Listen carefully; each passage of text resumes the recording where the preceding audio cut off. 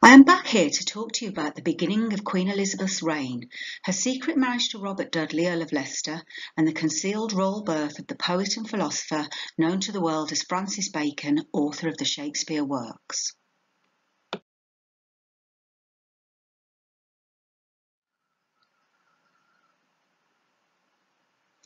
For centuries, the world has been presented with the grandiose myth of Gloriana, the Virgin Queen, of which there have been many multifaceted versions.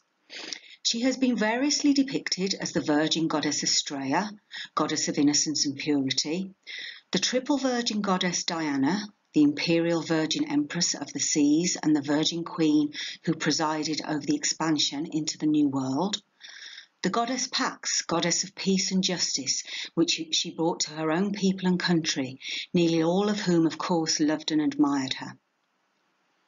In short, the Virgin Queen represented the golden age of English history, who in her own times and thereafter was built up into the all-powerful omniscient deity, one who was all-seeing and all-knowing, with eyes and ears everywhere throughout her kingdom and the continent of Europe, who almost single-handedly ushered in the dawn of the modern world. As the very personification of this, she was portrayed through ubiquitous images, portraits and literature as an unrivalled beauty, whose virginal purity and reputation would never fade with age or the passage of time.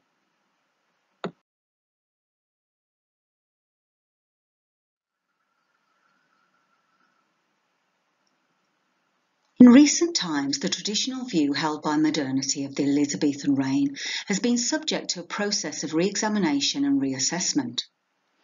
For centuries, historians have presented a rose-tinted view of the period presided over by the so-called Virgin Queen Elizabeth, of dazzling intellect and beauty, who was religiously tolerant, whose reign was founded upon the love of the people during a mostly peaceful reign of some 45 years. This simplistic and shallow illusion is still presented by ill-informed and ignorant historians and biographers, as well as those who produce the seemingly endless dramas and English-speaking films about the so-called Virgin Queen and her reign.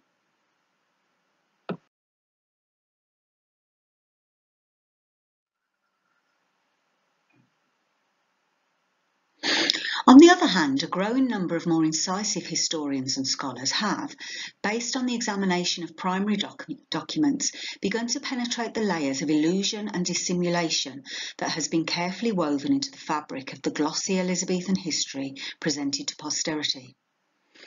Their efforts have produced a substantial body of evidence which indicates that Elizabeth and her Machiavellian administration presided over a highly effective police state headed by her chief minister, Sir William Cecil, in the fight of Protestant England against the ubiquitous forces of Catholicism at home and abroad through a massive intelligence operation, which produced an oppressive and brutal regime, one cruelly affecting her own people, whatever their political and religious persuasion.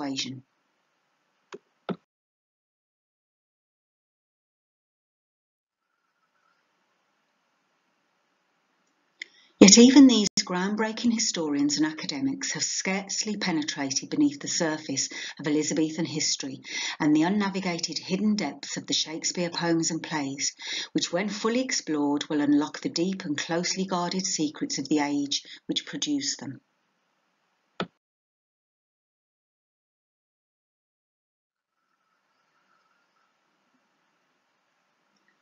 The simplistic and outdated view of Elizabethan history has also affected how we largely see and evaluate some key Elizabethan figures.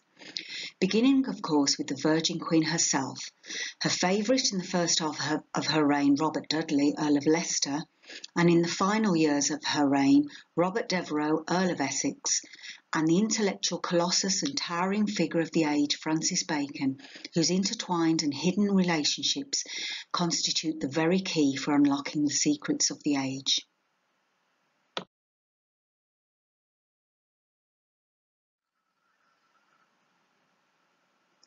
The first and greatest lie of her reign, an endlessly repeated myth of the age, was the presentation of Elizabeth as the Virgin Queen, herself a master of dissimulation and deception, which was supported and surrounded by a subtle and nuanced propaganda machine, then and now presenting her as a Protestant alternative to the Catholic Virgin Mary.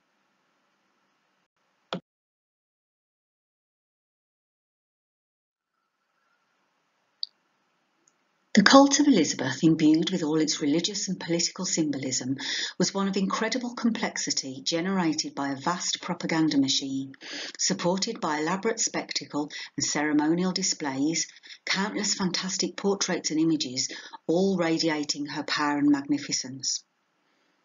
This ubiquitous iconography was supported by an enormous body of poetry and literature, which was seen as critical for winning the hearts and minds of her loyal subjects, the fear and admiration of other kingdoms and princes of Europe, and for securing the triumph of Protestantism over Catholicism to determine the future direction of the world.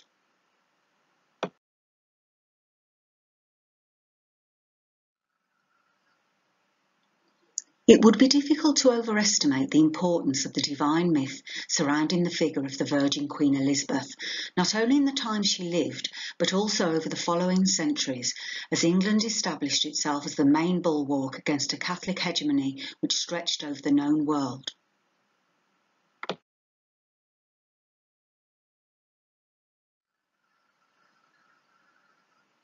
She formed the symbolic figurehead of the emerging British Empire, the largest empire the world has ever seen, after whom the state of Virginia, the site of the first permanent English settlement, was named, that eventually evolved into the United States of America, the most powerful nation in the history of mankind, thus personifying the dawn of a new world. It was primarily through the vast expanse of the British Empire the English language became the universal language of the world, the vehicle of those immortal Shakespeare poems and plays which today are known throughout every corner of the globe.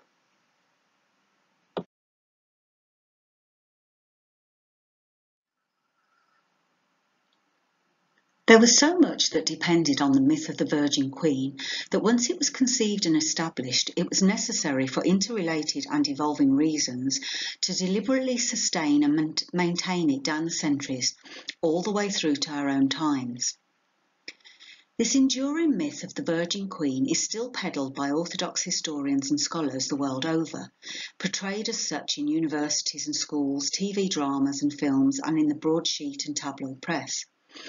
A myth built upon a massive lie and a fraud of gargantuan proportions, and, as we have learned, if you tell a big enough lie and keep on repeating it, nearly everybody ends up believing it.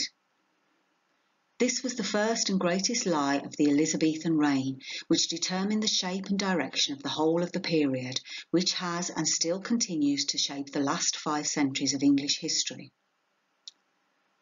The dissembling and duplicitous Virgin Queen did not live her life as a virgin, nor did she remain unmarried and childless. As we shall see, she married her lover and favourite, Lord Robert Dudley, with whom she had 2 children, the eldest known to the world as Francis Bacon, and thus heir to the English throne, and his royal brother known as Robert Devereux, the 2nd Earl of Essex. It is only when we understand the true relationship between Queen Elizabeth and her 2 concealed sons, Francis and Robert, can we truly comprehend the complex reasons for the subsequent events that shaped and defined her reign, and the first of varied and complex reasons why her son Francis concealed his authorship of the Shakespeare plays.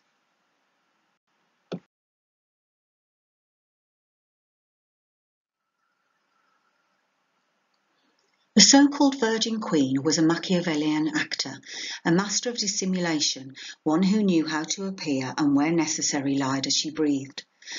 Those who were close to her knew what she knew she was not a virgin, knew she was married, and knew she had 2 children with her secret husband, Lord Robert Dudley. These were all state secrets, ones known to some contemporary Elizabethan historians and by more modern academics and scholars, who for centuries have secretly withheld the truth about the 2 intertwined myths of Elizabeth and her son Francis Tudor Bacon.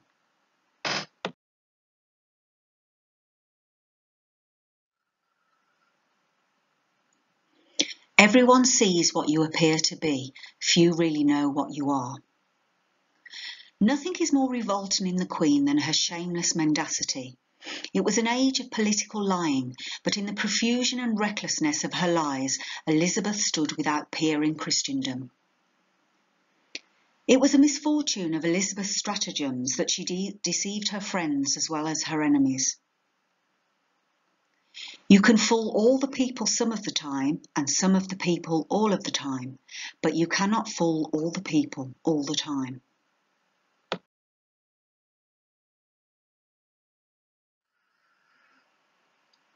On the 17th of November 1558, Queen Mary died, a date that proved historically crucial for the future direction of England, Europe and the rest of the world, when replaced on the English throne by her sister Elizabeth, whose reign still continues to reverberate down the ages to the present day.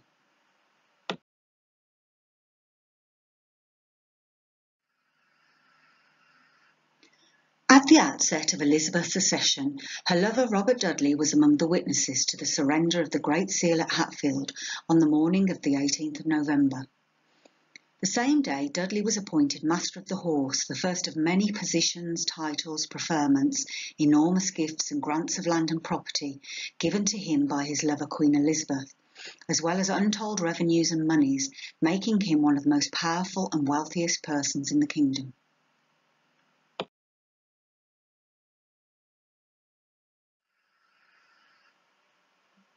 She also immediately appointed William Cecil, her principal Secretary of State, and afterwards his brother-in-law Nicholas Bacon, Lord Keeper of the Great Seal, with all the powers of the Lord Chancellor of England, who were the grand architects of the Elizabethan Protestant Reformation.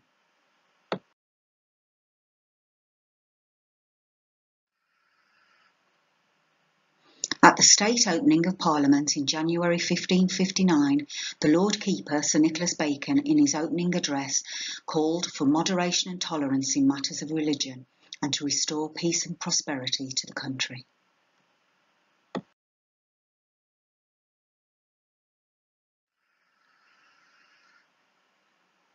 In the important Act of Supremacy, Elizabeth declared herself Supreme Governor of the Church of England and instituted an oath of supremacy requiring all public and church officials to swear allegiance to the monarch as head of church and state. Furthermore, the Treason Act made it a treasonable offence to even imagine to deprive the monarch or her heirs of the crown, or destroy her or her heirs. In the 1559 Parliament, Elizabeth told all those before her she had decided to remain unmarried. It shall be for me sufficient that a marble stone should declare that a queen, having reigned such a time, lived and died a virgin. It was a grand statement that would doubtless have raised a few eyebrows and a few smiles by those who knew better. It was the first great lie of her reign, and it would certainly not be the last.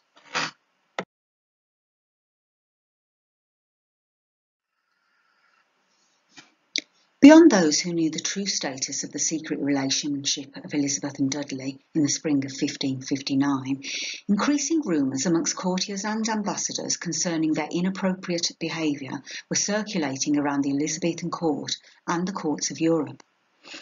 On the 18th of April 1559, the Spanish ambassador Count de Feria wrote to his master King Philip II, telling him,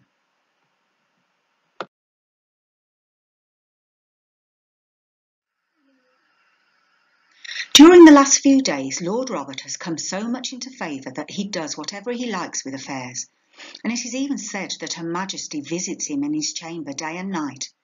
People talk so freely that they go so far as to say that his wife has a malady in one of her breasts, and the Queen is only waiting for her to die to marry Lord Robert."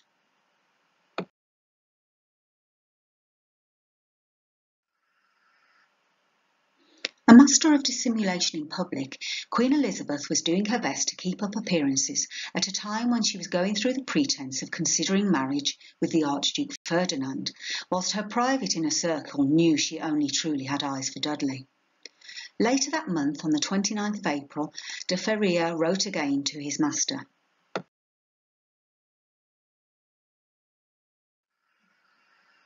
Sometimes she appears to want to marry him and speaks like a woman who will only accept a great prince, and then they say she's in love with Lord Robert and never lets him leave her.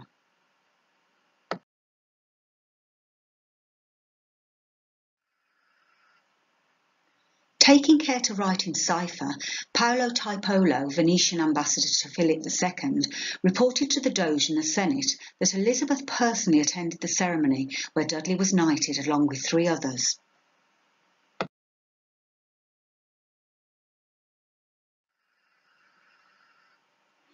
Lord Robert Dudley, Master of the Horse and son of the late Duke of Northumberland, is a very handsome young man, towards whom in various ways the Queen evinces such affection and inclination that many young persons believe that if his wife, who has been ailing for some time, were perchance to die, the Queen might easily take him for her husband.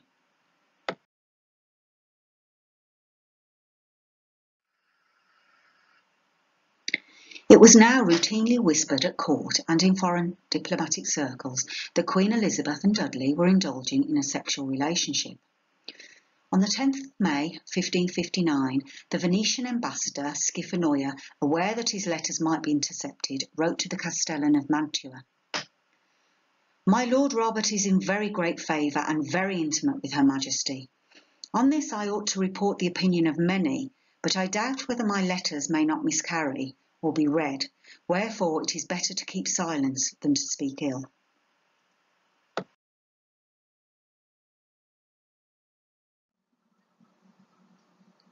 On the 10th of May, Spanish ambassador DEVEREUX reported to Philip that he had forgotten to write on St. George's Day, when Norfolk, the Marquis of Northampton, the Earl of Rutland and Lord Robert were created Knights of the Order, before informing him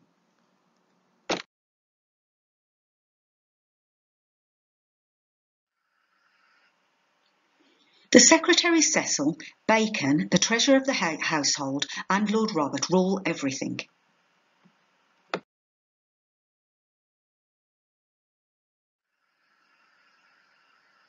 The Spanish ambassador DEVEREUX was succeeded by Bishop de Quadra, who in the November reported to Philip II that Lord Robert was planning to poison his wife and foretold in a manner that would characterise much of her reign that Queen Elizabeth was merely playing with the powers of Europe and her royal suitors.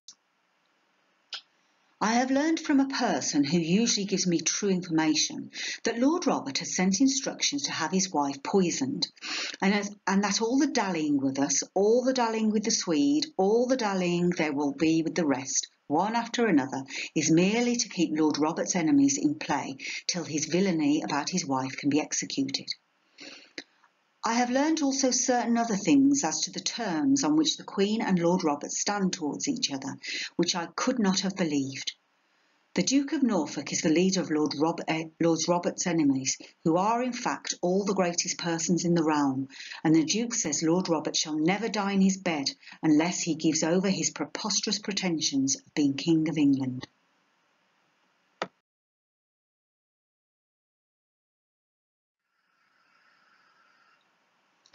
After negotiating the Treaty of Edinburgh, drawn up on the 5th of July 1560, between the English Commission headed by Cecil, the Scottish Lords of the Congregation, and French representatives of Francis II, husband of Mary, Queen of Scots, who had a strong claim to the English throne, Cecil headed back to London, where he was met with a cool reception from Elizabeth and her lover Dudley.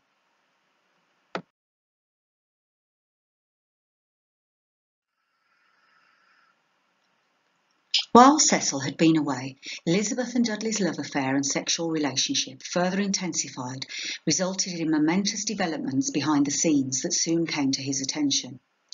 The so-called Virgin Queen was pregnant by Dudley, a situation which had potentially enormous implications for the succession and the security of the country and balance of power in Europe.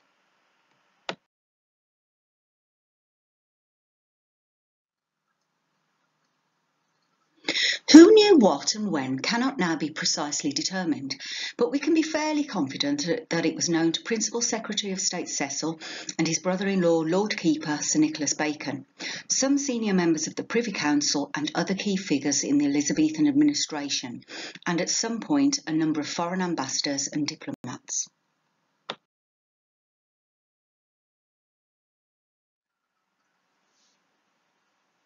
Beyond those in the knowledge circle, news and rumours began to spread outside of the court and around the country, fanned and repeated in the mouths of members of the great English public.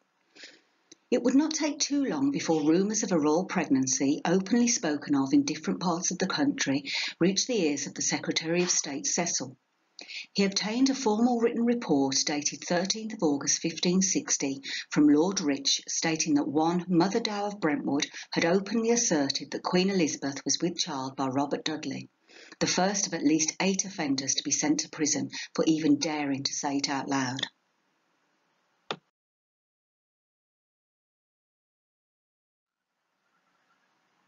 Concerned with the widespread nature of these statements, both Cecil and his brother-in-law, Lord Keeper Nicholas Bacon, and senior members of the Elizabethan regime were determined to dampen down any further talk of Elizabeth's pregnancy among the people of her realm, but more importantly, as the days passed, foreign ambassadors and diplomats caught wind of the situation, and it was now spreading across the major courts of Europe.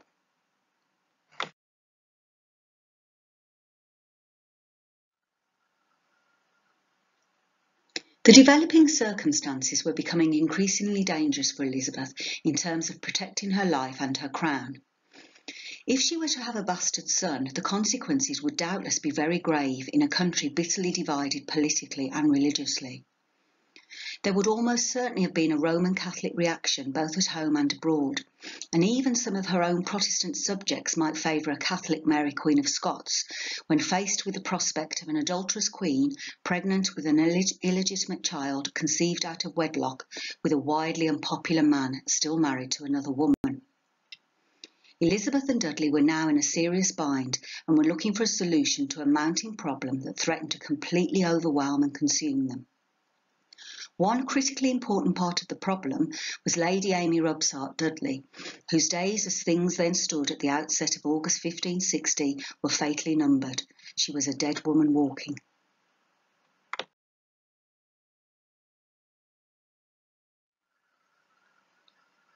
On the 8th of September 1560, Lady Amy Robsart Dudley was found dead with a broken neck at the bottom of some stairs at Cumnor Place, Oxfordshire. The house was leased by Anthony Foster, Chief Controller of Dudley's expenses, who lived there with his wife.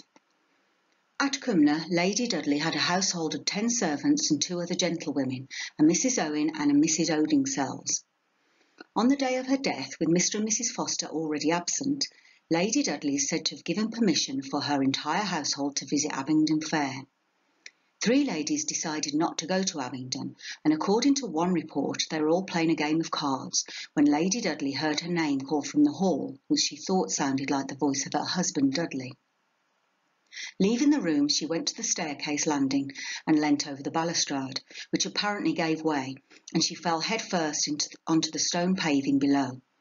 Later in the day, when her servants returned from Abingdon, they found Lady Dudley dead at the bottom of the stairs with a broken neck and 2 wounds to her head.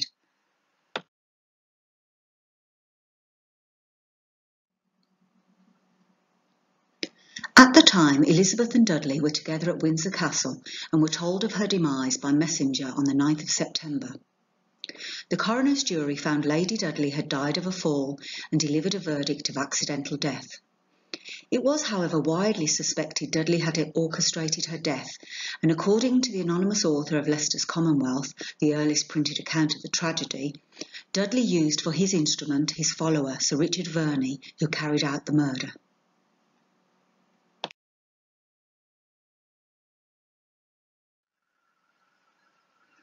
A truly remarkable letter from Spanish Ambassador de Quadra, written to the Duchess of Parma, dated 11th of September 1560, provides an account of a conversation with Cecil which took place prior to the death of Lady Amy Dudley, confirming Cecil was aware that Dudley was intending to murder his wife, with whom Elizabeth conspired and was complicit in the plot.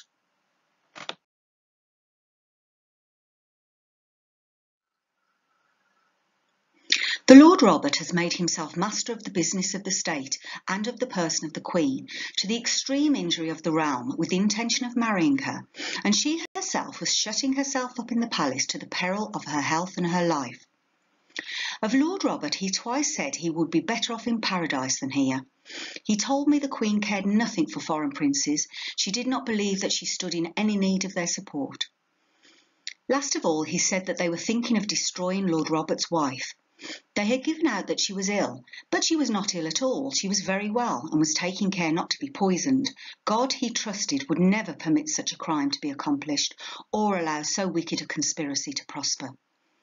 The day after this conversation, i.e. 4th of September, 4 days before the murder of Lady Amy, the Queen, on her return from hunting, told me that Lord Robert's wife was dead, or nearly so, and begged me not to say anything about it.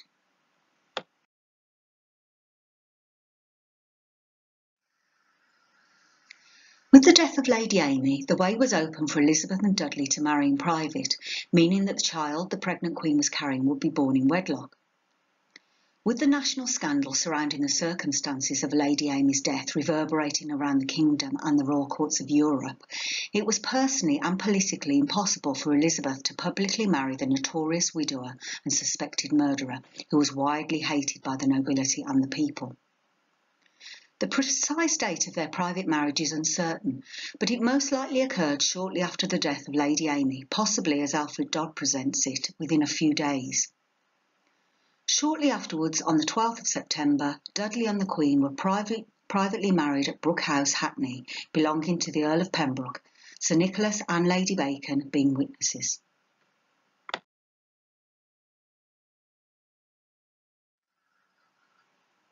According to Bacon's word cipher, the marriage of Queen Elizabeth to Robert Dudley was told to him by his foster mother, Lady Anne Bacon, as related below. The Queen took this man of evil and was married to him like a beggar under a bush, not in a church but in secret. My gentle Lord Nicholas Bacon performing the marriage service. Did you the Queen's wedding attend? I and I alone of all the attending train of Eliza's fair ladies, in company of my Lord Pickering, saw her nuptial.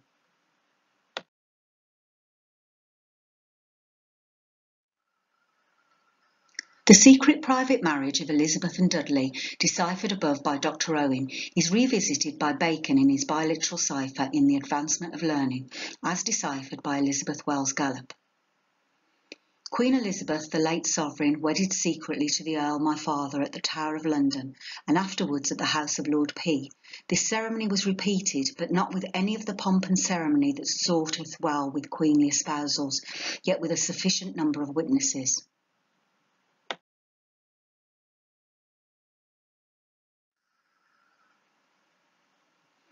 The secret private marriage of Elizabeth and Dudley was of course known to the Earl of Pembroke and Sir Nicholas and Lady Bacon.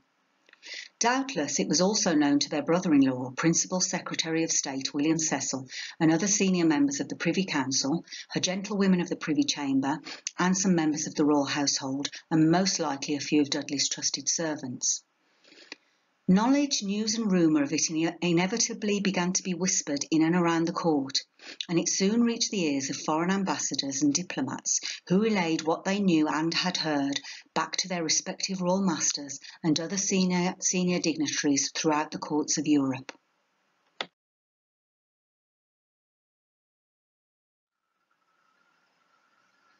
On the 12th of November 1560, Du Quadra wrote to his royal master Philip II. The design of Cecil and the heretics is to make the Earl of Huntingdon king, and Cecil has given way to Robert, who they say was married to the Queen in the presence of his brother, meaning Sir Nicholas Bacon, and two ladies of the chamber.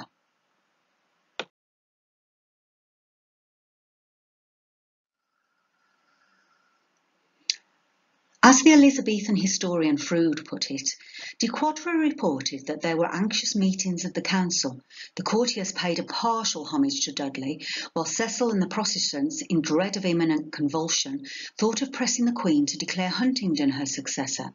It was rumoured, seemingly on Lord Robert's authority, that some private but formal betrothal had passed between the Queen and himself.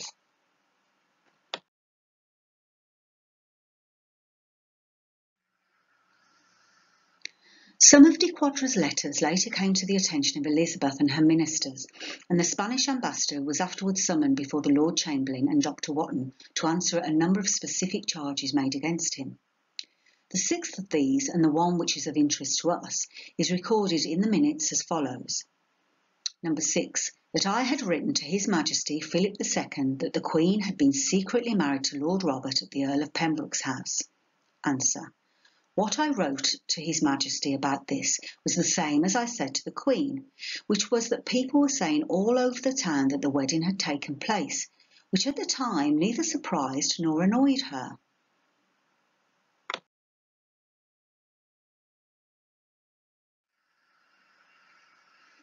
News of events soon reached the French court in Paris, where the murder of Lady Amy at the hands of those acting on behalf of her husband Dudley and his marriage to Elizabeth was on everybody's lips. The English ambassador to France, Sir Nicholas Throckmorton, was well acquainted with the news of Amy's death and the rumours of a secret marriage between Elizabeth and Dudley. He wrote to Cecil on the 28th of October.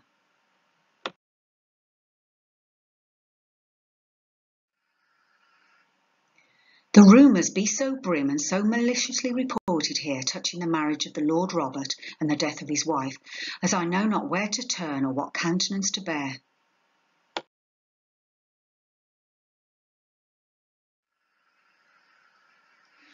In a letter to Cecil dated 31st of December 1560, Throckmorton indicates that he knows the rumours of a marriage between Elizabeth and Dudley are true, and that he is aware that it's the talk of all Europe. But if her Majesty do so foully forget herself in her marriage as the bruit runneth here, never think to bring anything to pass either here or elsewhere. I would you did hear the lamentations, the declamations, and sundry affections which have course here for that matter. Remember, your mistress is young and subject to affectations. You are her sworn counsellor and in great credit with her. You know that there be some of your colleagues which have promoted the matter. My duty to her, my goodwill to you, doth thus move me to speak plainly. After I had written thus much, the ambassador of Spain came to visit me, who did amongst other matters earnestly require me to tell him whether the Queen's Majesty was not secretly married to Lord Robert, for, said he, I assure you, this court is full of it. The bruits of her doings, said he, be very strange in all courts and countries.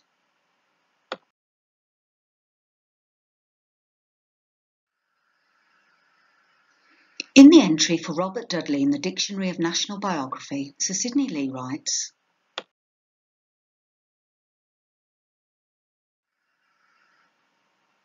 whatever were the Queen's relations with Dudley before his wife's death, they became closer after it. It was reported that she was formally betrothed to him and that she had secretly married him in Lord Pembroke's house, and that she was a mother already, January 1561.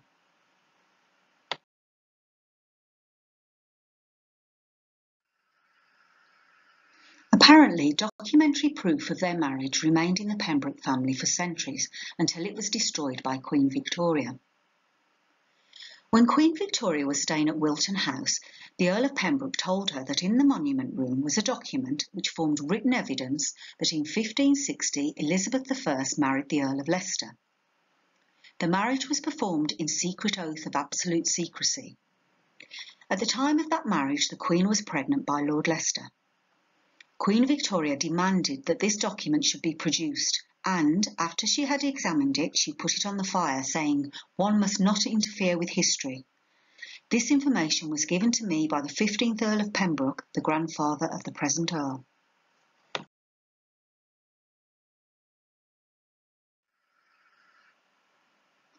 One possibility for making a public marriage more acceptable was to garner the support of Philip II of Spain, with whom Dudley had a relationship stretching back to the reign of Philip's English wife, Mary I of England.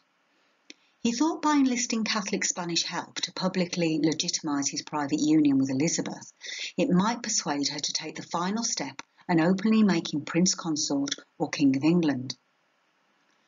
On the 22nd of January 1561, de Quadra wrote to his royal master Philip II to inform him that Sir Henry Sidney, apparently speaking for his brother-in-law Dudley and Elizabeth, had asked him whether Philip would provide support for a public marriage if Elizabeth and Dudley promised to restore the Roman Catholic religion in England.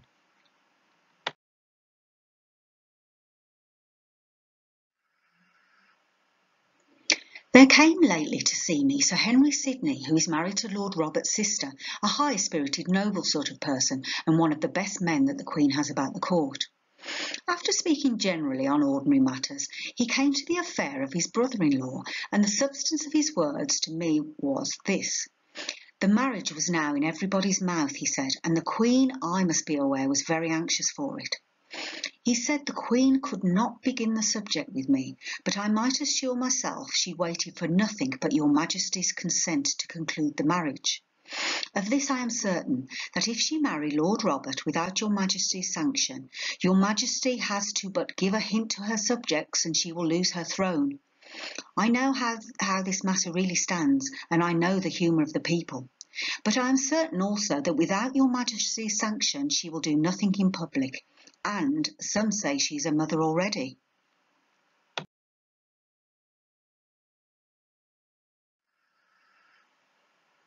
On the very day De Quadra wrote to Philip II in a letter which reports that it is being said by some that Queen Elizabeth is a mother already, she gave birth on the 22nd of January 1561 to a boy, an event and whose true identity has remained an official state secret for 5 centuries, though it was a secret his earliest biographer, Pierre Ambios, and his first English biographer, Dr. William Rawley, enigmatically revealed to us. The Church of England clergyman Dr. William Rawley knew the truth and secrets of the concealed and hidden life of who the world and posterity knows as Francis Bacon, including that of his secret royal birth and concealed authorship of the Shakespeare works. From at least 1660 onwards, Dr. Rawley served Francis Bacon as his private secretary and chaplain right up until Bacon's death in 1626, only 3 years after Bacon had dedicated the first folio of the Shakespeare works to the 3rd Earl of Pembroke and the Earl of Montgomery. His grandfather William, 1st Earl of Pembroke, witnessed the marriage of Elizabeth and Dudley. In his own words, Dr. Rawley served as a daily instrument to Bacon, assisting him in the composing of his works. For many years together, especially in his writing time, I conceived that no man could pretend a better interest or claim to the ordering of them after his death than myself. He was also a witness to Bacon's last will and testament and entrusted with a large number of Bacon's manuscripts.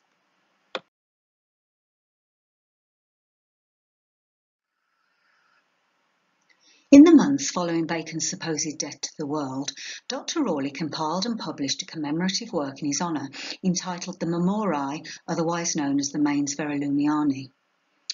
This rare volume contains 32 Latin verses in praise of Bacon, with an introduction by Rawley, whose contents Bacon's biographers and editors have suppressed to the present day. Several of these verses portray Bacon as a secret supreme poet and dramatist of comedies and tragedies, under the pseudonym Shakespeare. As revealing as these remarkable verses already are, in his address to the reader, Dr. Rawley plainly states that he has deliberately withheld many from the public view.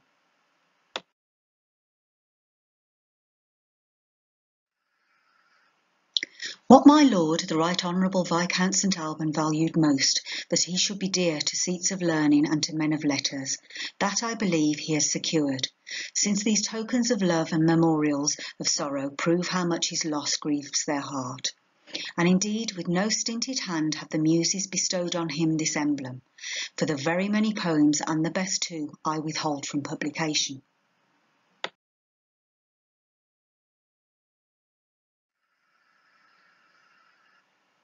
The contributors to the Memorai include a number of scholars from Cambridge and Oxford universities, as well as numerous writers, poets and dramatists. A number of them were written anonymously or signed with only their initials and have never been identified. The verse below, signed by R.P., compares Bacon to the legendary poet Orpheus and alludes to the immortal comedies and tragedies of his Shakespeare plays, and Astraea, the virgin goddess of justice, who is often associated with Queen Elizabeth.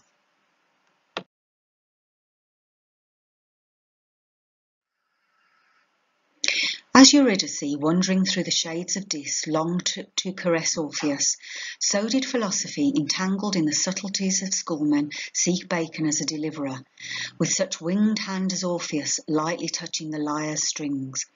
Nor did he with workmanship her fussy meddler's patch, but he renovated her walking lowly in the shoes of comedy. After that, more elaborately, he rises on the loftier tragic buskin. From the tripod of law go on uttering oracles for the disciples of Themis. Thus, blessed inhabitants of heaven, let Astraea enjoy her champion of old, or with Bacon give back Astraea.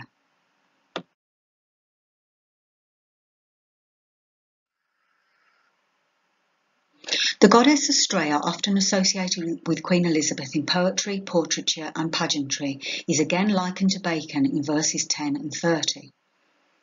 The glorious spirit follows Astraea and now beholds all cloudless the true Verulam, Bacon. What? Do then the gods need the wisdom of Bacon, or has Astraea left the gods?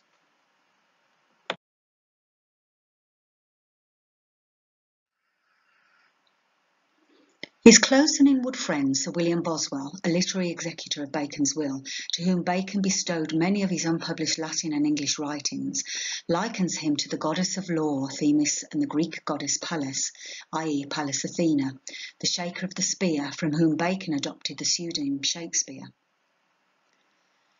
No inhabitant of earth was master of greater intellectual gifts, nor does any survive as so skilfully united Themis and Pallas. While he flourished, the sacred choir of the Muses, influenced by these arts, poured forth all their eloquence in his praise.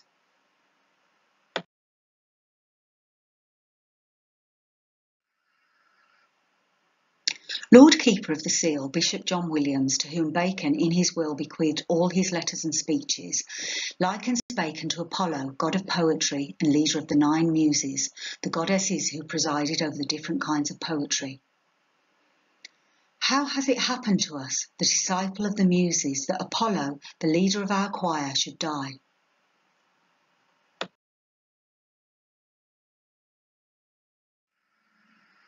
In the longest of the verses in the Memorai, the poet and dramatist Thomas Randolph emphatically confirms that Bacon is the supreme poet Shakespeare. He too likens him to the goddess Minerva, the Roman equivalent of Pallas or Pallas Athena, from whom Bacon took his nom de plume Shakespeare, and Apollo, the god of poetry and leader of the Muses, and the Roman god Quirinus, meaning the wielder of the spear, Shakespeare.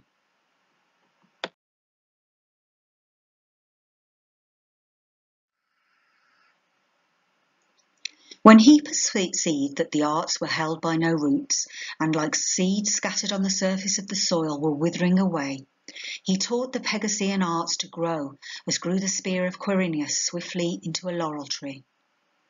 Therefore, since he has taught the Heliconian goddesses to flourish, no lapse of ages shall dim his glory. The ardour of his noble heart could bear no longer that you, divine Minerva, should be despised. His godlike pen restored your wonted honour, and as another Apollo dispelled the clouds that hid you.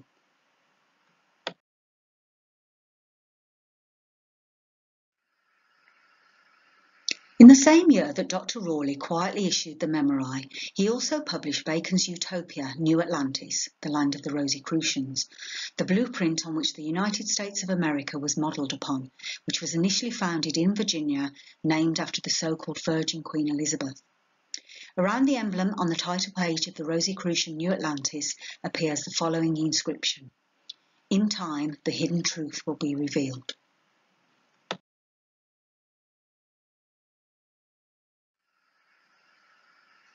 The New Atlantis was the coeval of the anonymous Fama Fraternitatis, written by Bacon, the first manifesto of the secret Rosicrucian Brotherhood, of which Dr. Rawley was a member under his beloved Rosicrucian Grand Master, Lord Bacon.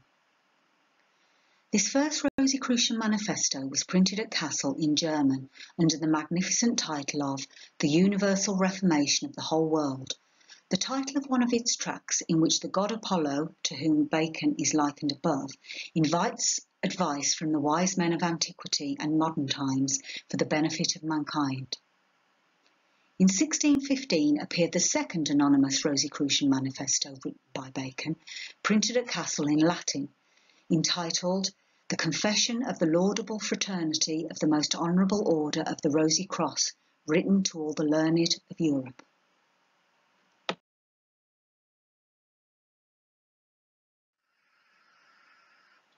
The German Fama and Latin Confession were first printed in English in 1652, issued under the pseudonym of Eugenius Philalethes, Thomas Vaughan, which deliberately omitted a very critical piece of information from the following passage.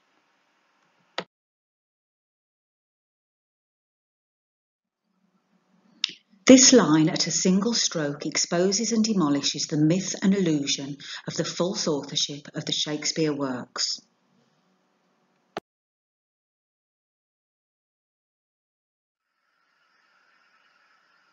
The following, directly translated from the original 1615 Latin Confessio Fraternitatis by Arthur E. Waite, includes the critical sentence not included in the above. For conclusion of our confession, we must earnestly admonish you that you cast away, if not all, yet most of the worthless books of pseudo-chemists, to whom it is a jest to apply the most holy Trinity to vain things, or to deceive men with monstrous symbols and enigmas, or to profit by the curiosity of the credulous. Our age doth produce many such, one of the greatest being a stage player, a man with sufficient ingenuity for imposition. Such doth the enemy of human welfare mingle among the good seed, thereby to make the truth more difficult to be believed, which in herself is simple and naked, while falsehood is proud, haughty, and coloured with a lustre of seeming godly and humane wisdom.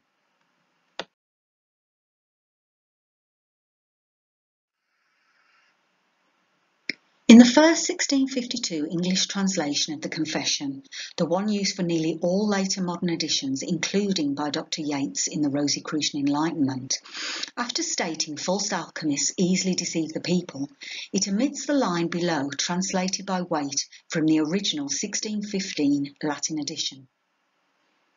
Our age doth produce many such, one of the greatest being a stage player, a man with sufficient ingenuity for imposition.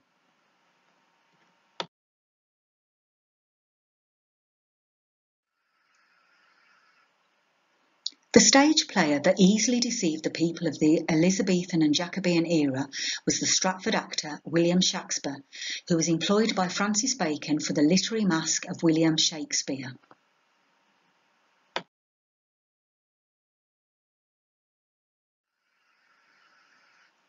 In addition to the Memorai and New Atlantis, Dr. Rawley continued to edit, translate and publish various editions of Lord Bacon's writings, culminating in the Resuscitato, or bringing into public light several pieces of the works, civil, historical, philosophical and theological, hitherto sleeping, to which he prefixed the first English life of Lord Bacon.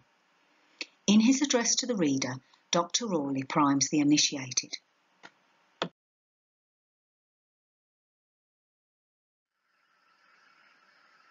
In regard of the distance of the time since his lordship's days, whereby I shall not tread too near upon the heels of truth, or of the passages and persons then concerned.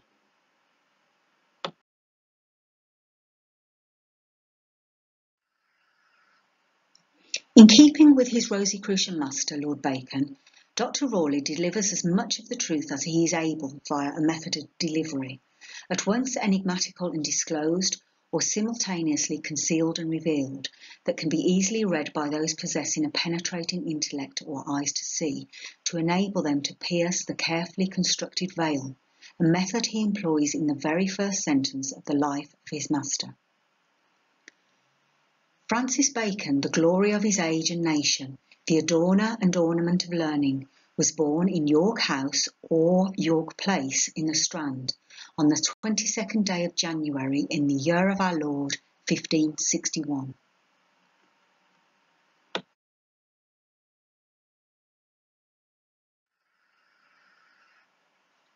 It will be observed that curiously Dr. Rawley pointedly says that Bacon was born at York House or York Place, which are two separate buildings, and as he was perfectly aware carried absolutely different meanings and implications for the filial antecedents concerning the secret life of the man who had entrusted him with them. In Elizabethan England, the mansion York House on the Strand was the official residence of the Lord Keeper of the Great Seal of England, the office first held in the Elizabethan reign by Sir Nicholas Bacon, who occupied it for some 20 years from 1559 until his death in 1579, and was afterwards the official residence of Francis as Lord Keeper and Lord Chancellor, with whom Dr. Rawley resided.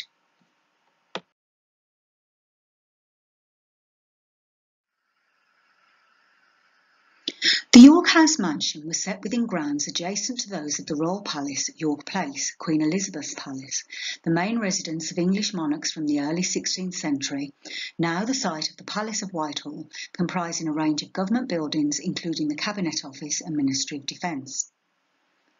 Dr. Rawley, who lived and spent several years with Bacon at York House when he was Lord Keeper and Lord Chancellor of England, knew the difference between York House and York Place, the royal residence of Queen Elizabeth, and was privy to the secret of his royal birth.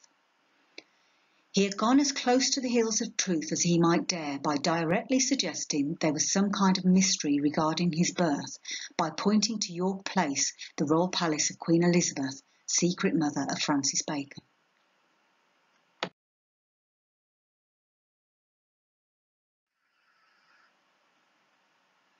The first English life of Bacon by Dr. Rawley pointed to his royal birth, and the first life of Bacon published in French repeatedly confirmed it.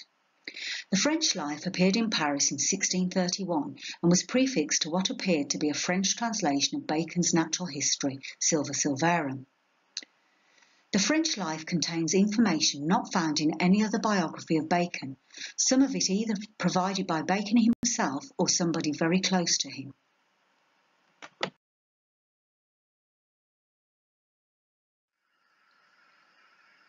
For 400 years, this rare life of Bacon has been systematically suppressed by his orthodox editors and biographers for reasons that are about to become only all too clear.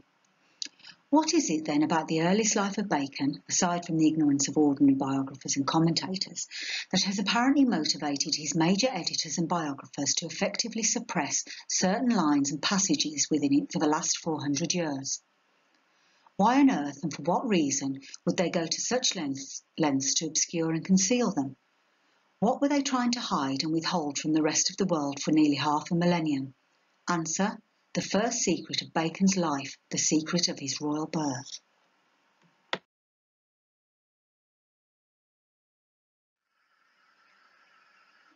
For the literal and superficial, it begins with a reference to his father being the Lord Keeper, before intermingling striking and unmistakable allusions to his secret royal birth, born of the very regal and royal monarch, Queen Elizabeth. Monsieur Bacon was not only obliged to imitate the virtues of such a one, but also those of many others of his ancestors, who have left so many marks of their greatness in history that honour and dignity seem to have been at all times the spoil of his family. Certain it is that no one can reproach him with having added less than they to the splendour of his race, being thus born in the purple. I wish to state that he employed many years of his youth in travel in order to polish his mind and to mould his opinion by intercourse with all kinds of foreigners. France, Italy, and Spain, as the most civilised nations of the whole world, were those whither his desire for knowledge carried him. And as he saw himself destined one day to hold in his hands the helm of the kingdom, instead of looking only at the people and the different fashions in dress, as do the most of those who travel, he observed judiciously the laws and the customs of the countries through which he passed, noted the different forms of government in a state with their advantages or defects, together with all the other matters which might help to make a man able for the government of men.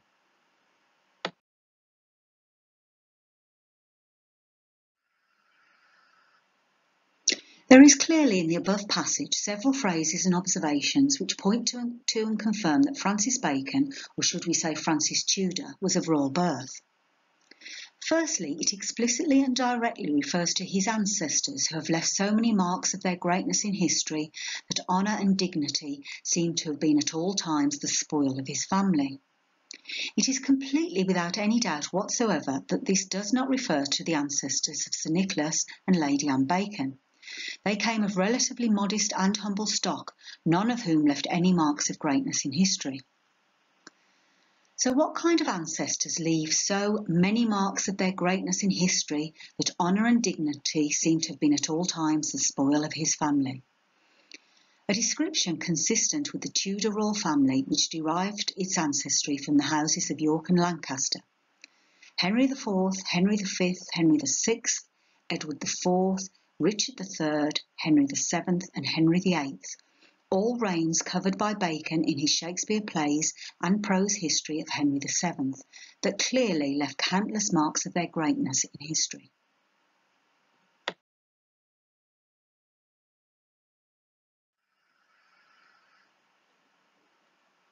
To unmistakably reinforce and confirm the illusion that Bacon was born of royalty, his first biographer then explicitly states he was born in the purple. As everybody knows, purple is the colour of royalty, and Queen Elizabeth herself forbade anyone except close members of the royal family to wear it. Thus, in other words, Bacon was born in the purple to royalty, a glaring confirmation that he was the royally born son of Queen Elizabeth. His biographer declares, moreover, that Bacon saw himself destined one day to hold in his hands the helm of the kingdom, helm in control or head of the country, meaning as son and heir of Queen Elizabeth that one day he was destined to be King of England, and that he had from a young man studied all forms of government in anticipation of his role as royal head of state for the governance of his kingdom.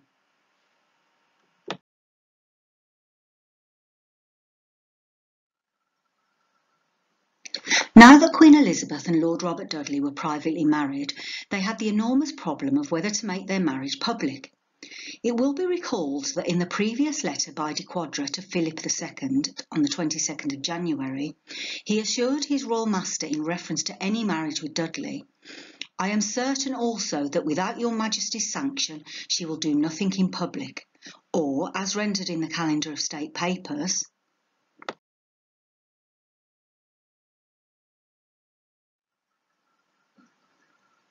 "I am certain that if she do not obtain your Majesty's consent, she will not dare to publish the match."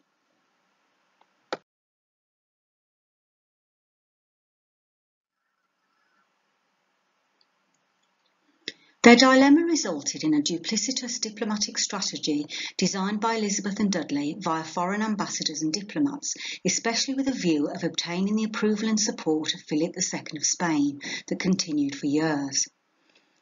The issue of a public marriage was so grave and perilous a matter, so complex and so fraught with intractable difficulties on all sides, that it was dangerous to both the lives of Elizabeth and Dudley and the lives of the people of her kingdom, through possible invasion or civil war, that it proved the critical Gordian knot of her reign.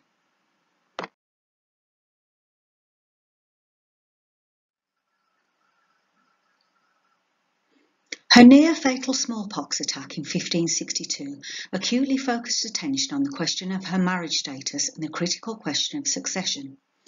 On the 10th of October, Elizabeth was taken ill at Hampton Court Palace, where the pregnancy portrait now hangs, and within a week she had deteriorated to the point it was feared she would die.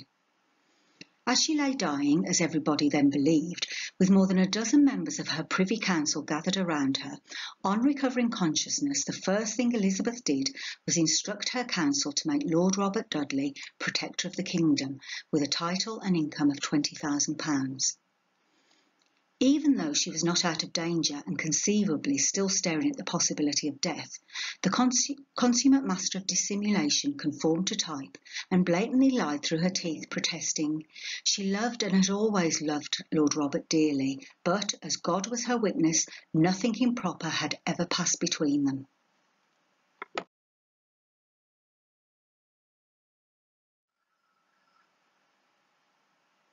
Several of her Privy Council present certainly knew this to be untrue, not least Cecil and Sir Nicholas Bacon, who had personally witnessed her marriage to Dudley at the home of the Earl of Pembroke, and was now with his wife Lady Bacon secretly raising their royal offspring. Yet, in her very next breath, she transparently betrayed herself by crudely ordering that £500 a year hush money be paid to Dudley's groom of the chamber, to make sure he kept quiet for the rest of his days.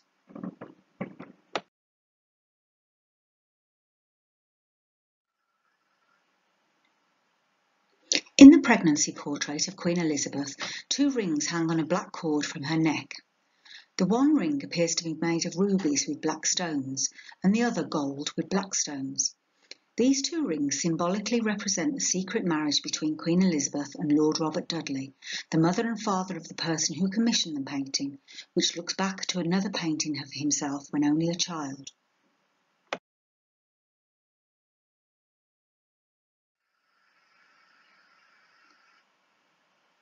At Gorhambury House, located on the Bacon family estate, built originally by Sir Nicholas Bacon, there hangs on display a unique oil painting of Francis Bacon as a young child, aged between 1 to 2 years old, by an unknown artist. The oil painting was presumably commissioned by Sir Nicholas and Lady Anne Bacon around 1562, and it has very quietly passed down the descendants of the Bacon family during the last 5 centuries, overlooked by his orthodox editors and biographers. The existence of the painting became known to a small number of Baconian scholars in the second half of the 20th century, a number of whom reproduced it without providing any further commentary. It first received a detailed examination by Peter Dawkins in his Dedication to the Light, published in 1984, a work very little known outside of Baconian circles. For the first time, he produced an enlarged image of the painting, which made clearly visible a framed miniature suspended on a chain from the shoulders of a baby Francis that is completely central to its secret symbolic meaning and obscured message. In the portrait, Francis is depicted holding an apple in his right hand, carefully situated just below 2 framed miniatures, one of them larger that is concealing the smaller framed miniature. The apple is a universal symbol of knowledge and immortality, and appears in several religious traditions as a mystical or forbidden fruit. It is the fruit growing in the Garden of Eden which God commands mankind not to eat, i.e. it is forbidden or disallowed by divine or royal authority. Adam and Eve eat the fruit from the tree of knowledge and are punished for it by being exiled from Eden. In Greek mythology, it shares similarities with Pandora's box, which contains hidden treasure or knowledge that, when opened, reveals secrets hidden from the rest of mankind, which, in this instance, will bring down the wrath of divine royal authority and punishment if uttered out loud.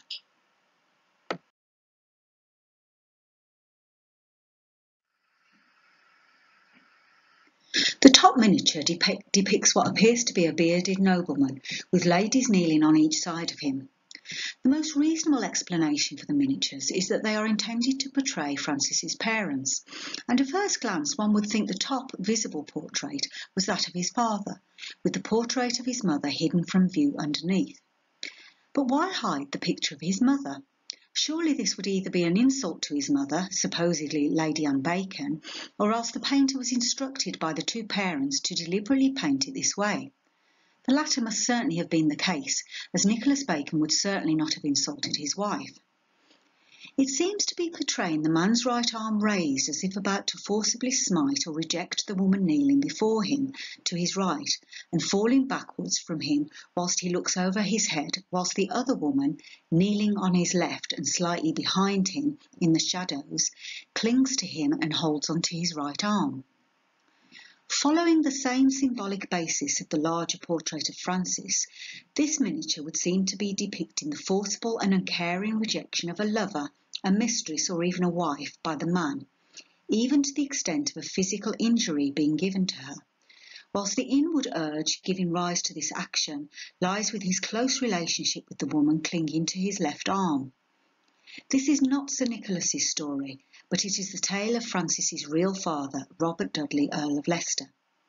If this really is what the painter was trying to convey, then it also makes absolute sense of why the portrait miniature of the mother is concealed, she being too regal and well-known a personage not to be noticed if displayed, and to whom complete secrecy as to her motherhood was essential if she were to maintain her public image as the Virgin Queen.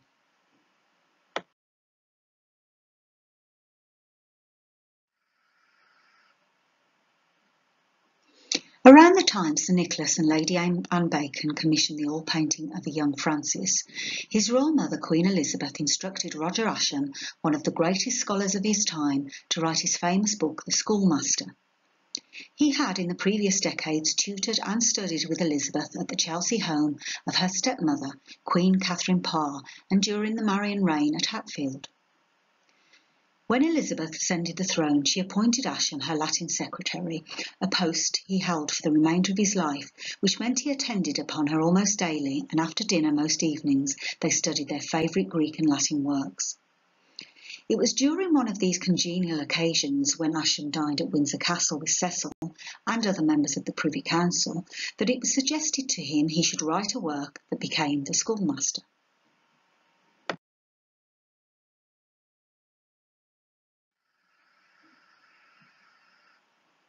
That night he suddenly was called to come to the Queen. The night following I slept little. My head was so full of this our former talk, and I so mindful somewhat to satisfy the honest request of so dear a friend. I thought to prepare some little treatise for a New Year's gift that Christmas.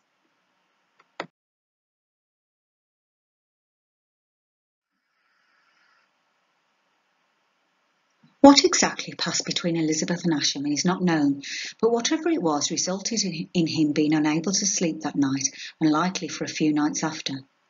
It is distinctly possible, given his reaction, that some secret was discussed which prompted him to write the Schoolmaster, a treatise on the teaching of Latin, especially prepared for the private bringing up of youth in gentlemen and noblemen's houses, such as, of course, a young Francis, son of Queen Elizabeth, now being raised in the household of Sir Nicholas and Lady Anne Bacon.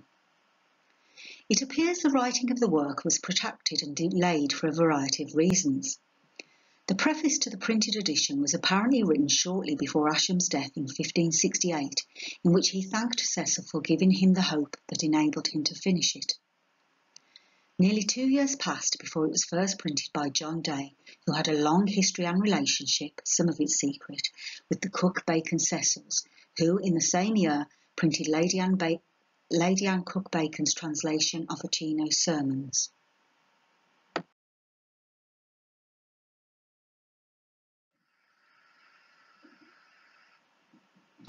There was, however, missing from the edition another dedication dated 30th of October 1566, entitled Divae Elizabethae by Ascham, that was originally suppressed and thereafter concealed and hidden, perhaps to begin with by Cecil, or more likely Sir Nicholas and Lady Bacon, and afterwards by Francis Bacon and members of his Rosicrucian Brotherhood, before it quietly emerged nearly 200 years later in 1761. It was first published by Ascham's editor James Bennet without any fanfare or commentary, with only the following single line at the bottom of its first page.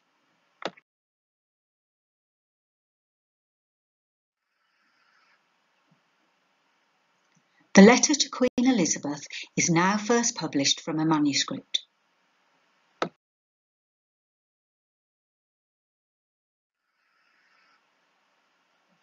On account of the quiet method of delivery, without discussion and analysis, followed by more silence and suppression, I imagine the contents of this dedication to Queen Elizabeth by her tutor Roger Ascham, who for many years from the outset of her reign attended upon her almost daily, is unfamiliar to the non-specialist reader, and for very good reason.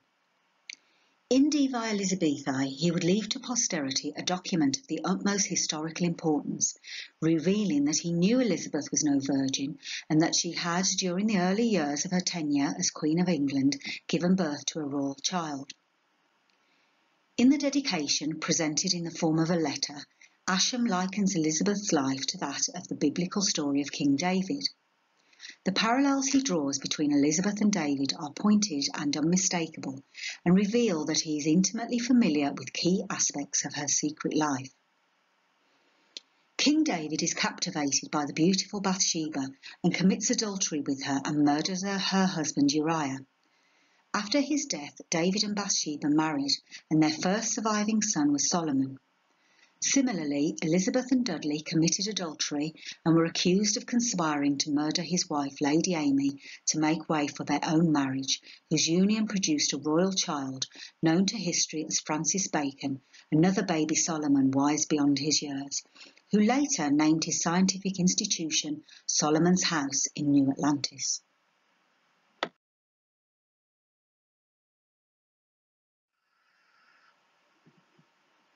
He was clearly aware that Queen Elizabeth had a secret child with Dudley, which he hints at on several occasions.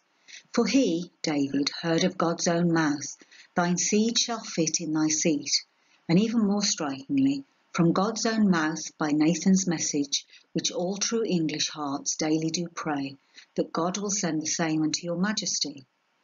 I will set up thy seed after thee, which shall proceed out of thy bowels, and I will establish his kingdom.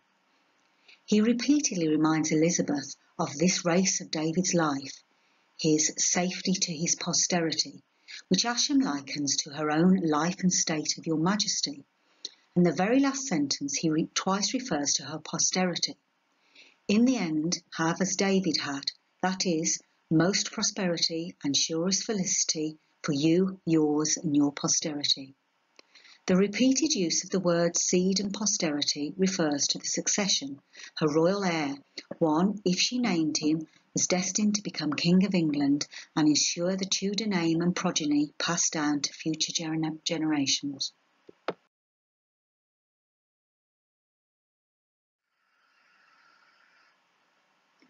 Shortly after the publication of the Schoolmaster, without the suppressed dedication to Elizabeth, one of Mary Queen of Scots' followers, the Catholic Bishop of Galloway, preached a remarkable sermon against Queen Elizabeth, where he also likened her to King David as a sinner, an adulterer, and a murderer.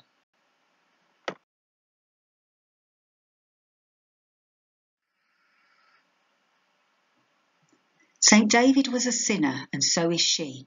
St. David was an adulterer, and so is she.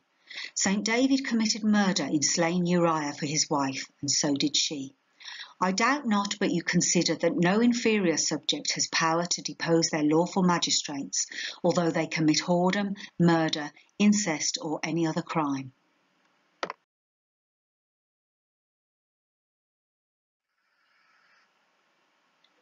In early 1565, Elizabeth was again pregnant with another child by Robert Dudley, now Earl of Leicester.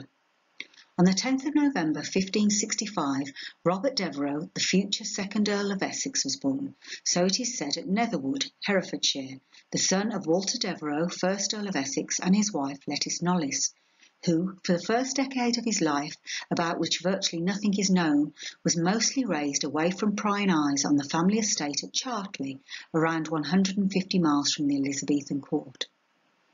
In the decades ahead, the relationship between Elizabeth and her two concealed royal children, Francis and Robert, dominated the political landscape of the final part of her life, ending in a terrible tragedy when the latter overreached himself for the crown, events shadowed in the background of a pregnancy portrait. The fact that Francis and Robert were concealed royal brothers was also captured in a portrait overlooked for centuries.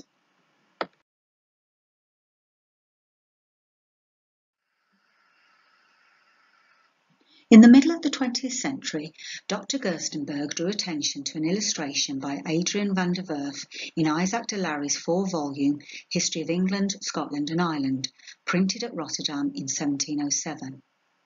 An interpretation of the Queen Elizabeth Vestal flame portrait with its 3 children, one in the shadowy background dousing the Vestal flame, the sacred fire of Vesta representing the Vestal Virgins, and 2 other royal children, Francis and Robert Tudor, was provided by Professor Henrion, who was in no doubt as to its import and meaning.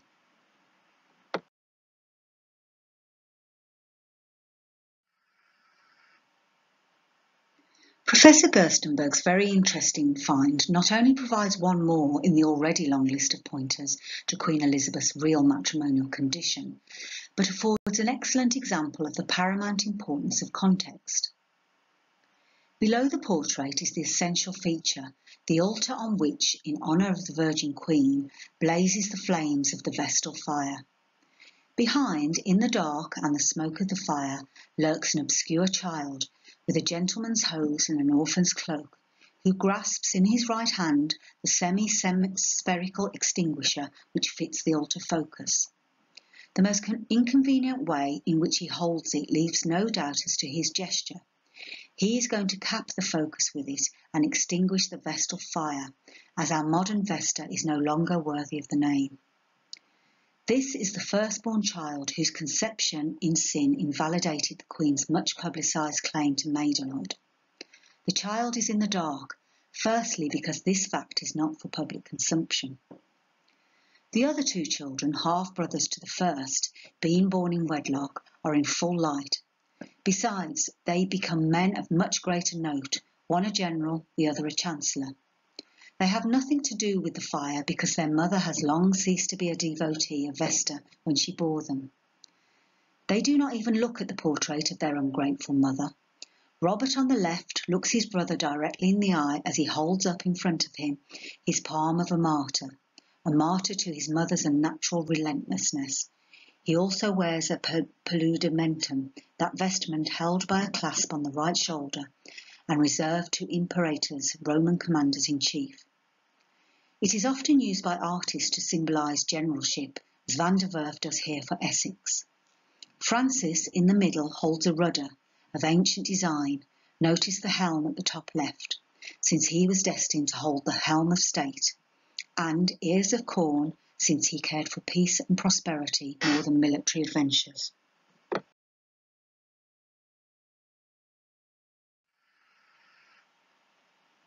The Queen's cousin, Thomas Howard, 4th Duke of Norfolk, was aware of the secret private marriage of Elizabeth and Dudley, and that she had given birth to an unacknowledged son and heir. Shortly after, in his Confessions for High Treason, he records that when the court was at Guildford, seeing a young child with both Elizabeth and Leicester in her private apartments, delightfully playing a lute and singing to them.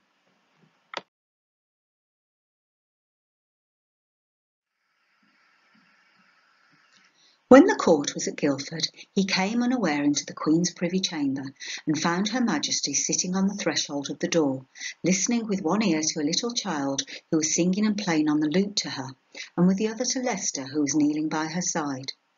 The Duke, a little confused, no doubt, at interrupting a party so conveniently arranged, drew back, but Her Majesty bade him enter. Soon after, Leicester rose and came to Norfolk, leaving the Queen listening to the child, and told him that he was dealing with the Queen in his behalf when he approached. How then can we be confident the child singing and playing the lute to Elizabeth and Leicester, seen by Norfolk, was their concealed son Francis? The answer has always been hidden in plain sight right in front of the eyes of the world, as this and more occasions like it were later recalled by Bacon in one of his Shakespeare sonnets. Mark how one string, sweet husband to another, strikes each in each by mutual order, resembling sire and child and happy mother, who all in one pleasing note do sing.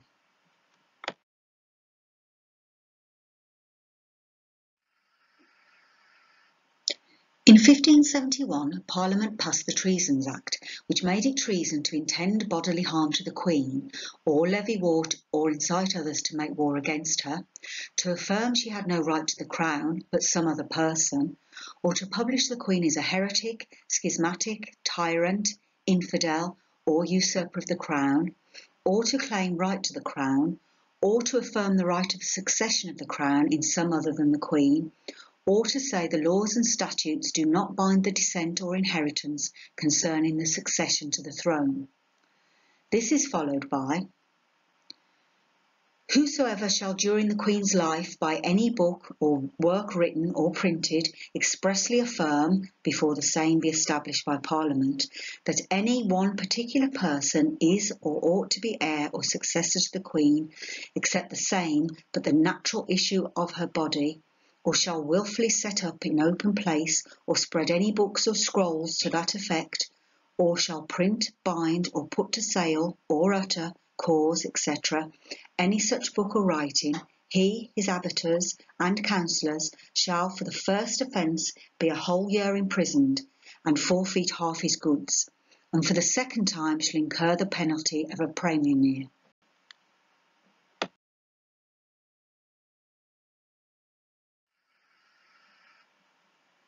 The great Elizabethan historian William Camden was 20 years old when this act of treason was passed by Parliament. He entered Oxford in 1566, the year the Earl of Leicester celebrated his appointment as Chancellor of the University with a grand reception for Elizabeth.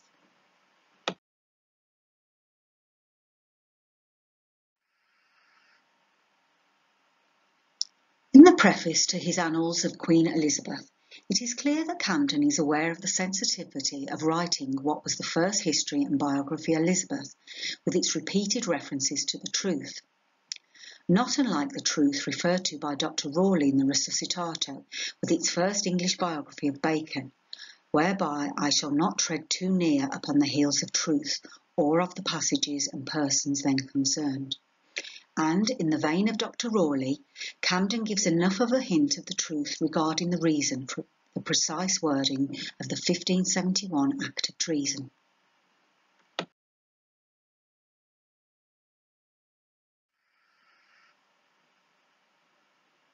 This seemed harsh to some who were of the opinion that it would make for the tranquillity of the realm if an heir apparent were designed. But incredible it is what jests those that lewdly catch at words made amongst themselves upon occasion of that clause, except the same be the natural issue of her body, forasmuch as the lawyers term those children natural who are gotten out of wedlock, whom nature alone and not honest wedlock hath begotten, and those they call lawful, according to the ordinary form of the common law of England, who are lawfully procreated of the body. Insomuch as I myself, being then a young man, have heard some oftentimes say that that word was inserted into the Act of Purpose by Leicester, that he might one day obtrude upon the English some bastard son of his for the Queen's natural issue.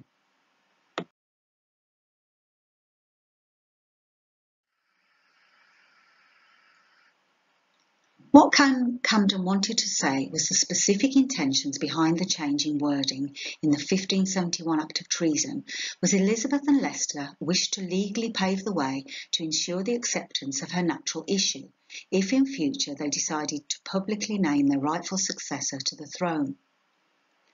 Regarding any problems or disputes that may arise in gaining acceptance for her private marriage and firstborn child, Elizabeth, no doubt with the full support of Dudley, refused to have the word lawful annexed to the natural issue of her body. The fact their first child was conceived out of wedlock would thus not lawfully prove an impediment, and if circumstances allowed, they had preempted any opposition to one day naming their royal heir.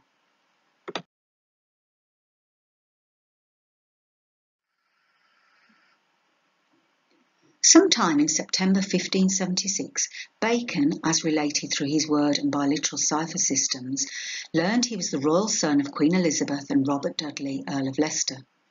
He had previously been entered at Gray's Inn on the 27th of June, fully expecting to commence his studies in law, whereas the open facts of history show this did not occur, and sometime in the autumn it was decided by Queen Elizabeth and Dudley that he was to be sent to France in the train of Sir Amyas Paulet.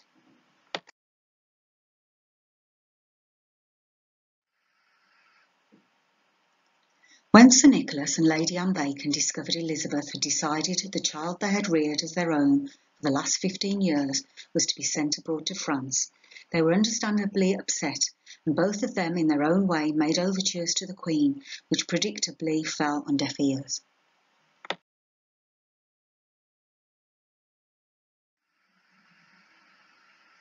With all the preparations finally completed, Sir Amyas Paulet, English Ambassador-elect to France, and his large entourage, including Francis and painter Nicholas Hilliard, prepared themselves for the journey across the Channel. The memory of his departure lived with Bacon for the rest of his days. Writing some 2 decades later in a letter to his cousin Cecil, he refers to having served Elizabeth for these 21 years, for so it is that I kissed Her Majesty's hand upon my journey to France, and at the same time to his royal brother the Earl of Essex of serving, now these 20 years, for so long it is and more since I went with Sir Amyas Paulet into France from Her Majesty's royal hand.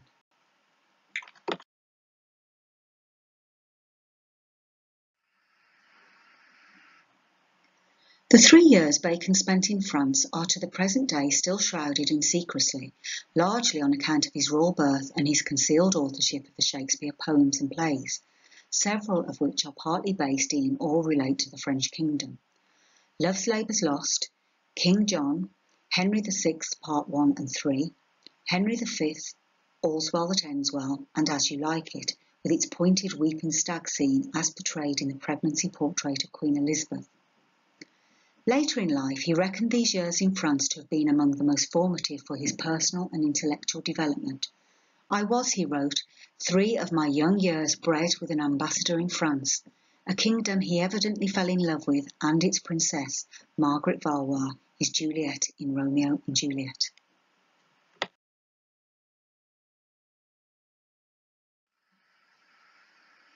His close companion in Paris, the miniature painter Nicholas Hilliard, had most probably known Bacon years before they both arrived in France in the train of Sir Amyas Paulet.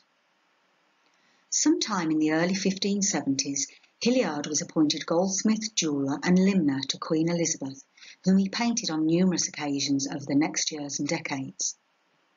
The first of his many portrait miniatures of Queen Elizabeth is dated 1572, and on the 9th of January 1573 he received the first of several royal promises of tithes, with the grant of the reversion of a lease of the rectory and church of Cleve in Somerset, and later, in the October, there is a warrant under the Privy Seal for payment of the large sum of £100 for some unspecified work.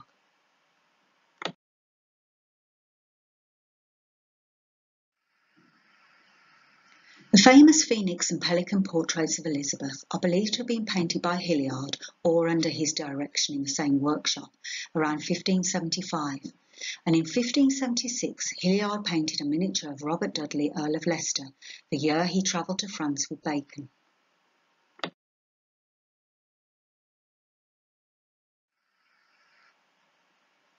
Sometime in 1578, Hilliard painted a miniature of Francis, then in his 18th year, with the following inscription: "If only I could paint his mind."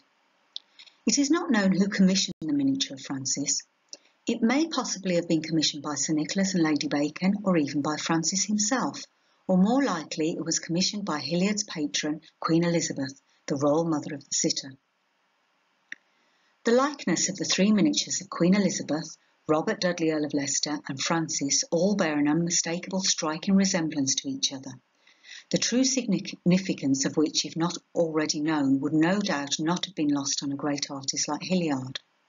They simply look like what they are, 3 miniature portraits of a mother, father and their son, namely Queen Elizabeth, her husband Robert Dudley, Earl of Leicester, and Francis, the concealed Tudor, Prince of Wales and heir to the royal throne of England.